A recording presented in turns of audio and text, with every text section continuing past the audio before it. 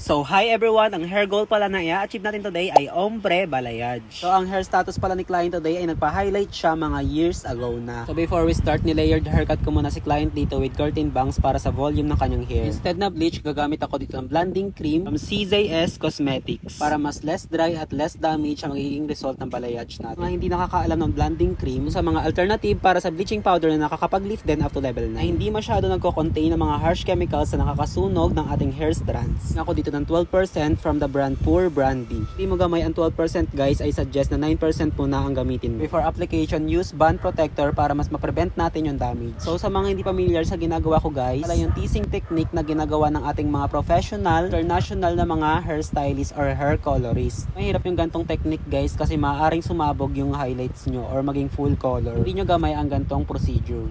At ayan, medyo na-shock nga ako sa result guys kasi wala pang 30 minutes ay ganyan na agad ang kanyang nalita. At partida guys, blending cream lang po yung ginamit ko dyan. After i-rinse, gamit lang tayo ng purple shampoo at purple conditioner. Proceed na sa fashion hair color. I'm gonna use 0.2 in the shade Very Light Pearl Blend ng Pure Brandy with 6% oxidizing at ratio ng 1:1. Lay lang natin all over the hair. For treatment, I'm gonna use Keratin Flex. Babad lang natin for 30 minutes. And here's the final result. So ganito pala yung ombre balayage guys, dapat masaturated sa ibabang part. Sa mga interested sa mga ginamit kong product, can message this epi page Salon Business site. Use my code for discount.